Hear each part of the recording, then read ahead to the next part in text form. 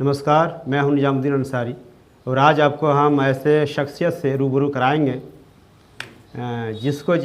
जिसको तारुफ की ज़रूरत नहीं है, तारीफ़ के मोहताज नहीं है, फिर भी आपको बताते हैं कि आज हम लोग आए हुए हैं शिकारीपाड़ा विधानसभा क्षेत्र के लोकप्रिय विधायक। और लोकप्रिय विधायक इसलिए कह रहे हैं क्योंकि लगातार जो है ये 7 बार से शिकारीपाड़ा विधानसभा से विधायक है, जनताओं का आशीर्वाद मिला है। और फिलहाल जेएमएम पार्टी के द्वारा, झारखंड मुक्ति मोर्चा पार्टी के द्वारा हॉट सीट, जो दुमका का हॉट सीट माना जाता है, वहाँ पर उम्मीदवार कैंडिडेट बनाया गया है। उन्हीं से हम कुछ खास बातचीत करेंगे। सबसे पहले तो सर आपका बहुत बहुत धन्यवाद हमारे चैनल में। ये बताइए कि आप तो सर विधायक काफ़ी दिनों से हैं, तो आपको जो इस बार लोकसभा का चुनाव लड़ रहे हैं, तो आपके मन में पहले से ही था कि हमको दिल्ली जाना चाहिए, कोई जनताओं की समस्या है जो हम नहीं कर पा रहे हैं उसको दिल्ली में रखेंगे, या फिर पार्टी के द्वारा ही आपको उम्मीदवार बना दिया गया? देखिए, हम कभी नहीं सोचे कि हम पार्टी के उम्मीदवार हों। हमने इस बार सोच के रखा था कि संन्यास लेंगे राजनीति से, ये जो इसका विधानसभा चुनाव समाप्त होगा और संन्यास ले, यही सोचे हुए थे।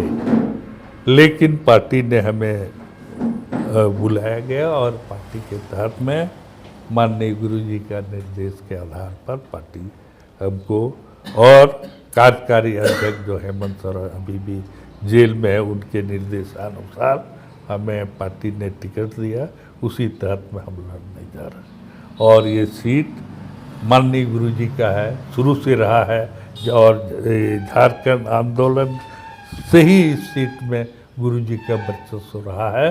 इसीलिए हम इस सीट को उसमें हमसे आग्रह किया गया, तो निश्चित रूप से हम इस चुनाव को लड़ने के लिए तैयार हैं। ये सीट जो है गुरुजी का था, और अगर हम देखें तो लगभग 8 बार से जो है वो सांसद रहे हैं यहाँ से। ये सीट काफ़ी प्रतिष्ठा का सीट है, और अब आपको जो है यहाँ से खड़ा किया गया है, तो जनताओं के बीच आप किन मुद्दों को लेके जाएंगे? आपको क्या लगता है कि क्या मुद्दा लेके जाना चाहिए?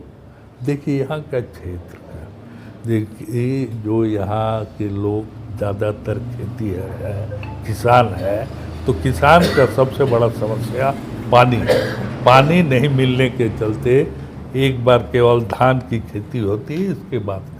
तो यही सोच करके हम जाएंगे और यही चीज़ रखेंगे कि झारखंड के दुमका लोकसभा क्षेत्र जो है उसको सिंचित करने के लिए जहाँ तक होगा ज़्यादा से ज़्यादा प्रयास रहेगा, और लोगों को खेती में अग्रसर करने के लिए कहेंगे। दूसरे नंबर शिक्षा पर जोर रहेगा कि हर बच्चे पढ़ें लिखें, और इसके लिए हर तरह का जैसे भी प्रयास होगा। बीजेपी ने ये तो दिखलाया था कि शिक्षा में बहुत सा स्कूल को बंद करने का काम किया, जितना यहाँ इस क्षेत्र का बहुत स्कूल को बंद करने का प्रयास किया था। अब उस स्कूल को जो अभी हम लोग का यूपीए सरकार, गठबंधन की सरकार है, पुनः खोलने का काम किया है और खुला है। तो यही चीज़ है कि सबसे ज़्यादा शिक्षा पर हम जोर देंगे। यहाँ के लोग बेरोजगार हैं, जो पढ़े लिखे लोग बेरोजगार हैं, उसको व्यवस्था रोजगार देने का काम करने के लिए हर संभव कोशिश रहेगी। यही संदेश लेके आपका जो प्रतिद्वंदी है सीता सोरेन जी, वो आप ही के पार्टी में थे और इस पार्टी से जाकर दूसरे पार्टी में चल गए, और वो आपको चाचा मानते हैं, तो इस पर आपका क्या रिएक्शन, क्या मतलब आप सोचते हैं इस पर? देखिए, घर का संबंध घर में होता है ना, घर से संबंध चाचा मानती सही माने भतीजी है, उसमें कहीं दो मत नहीं है। तो यहाँ सवाल ही कहाँ उठता है। जंग के मैदान में, चुनाव के मैदान में हम खड़े हुए हैं, तो पार्टी झारखंड मुक्ति मोर्चा और वो बीजेपी से लड़ रही है, लड़ेगी मैदान में, जो है जो जीतेंगे जो। पहले तो वो आपको चाचा बोलती थी, लेकिन अब वो बोलते हैं कि ऐसे जेएमएम पार्टी ऐसे कैंडिडेट उम्मीदवार को खड़ा कर रहे हैं या किए हैं जो बीज घोटाला में जो है उसका नाम आया है। तो अब किस तरह का जो है राजनीति चल रहा है? देखिए, प्रमाण तो केस तो होते रहता, प्रमाण होना चाहिए ना। जब हमें ये न्यायालय से उस पर सजा होगा तभी न हम दोषी होंगे। है बहुत तरह की बातें होती है, केस कर लेता है लोग, लेकिन उसका प्रमाण होगा इसके बाद है न सब कुछ होगा।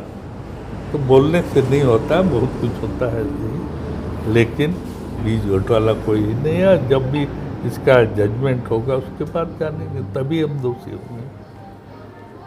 तो ये थे लोकसभा क्षेत्र के नैन शरण जी, उम्मीदवार जो अपनी बातों को रख रहे थे। आपने हमें समय दिया, इसके लिए अंतिम समय में आपको बहुत बहुत धन्यवाद।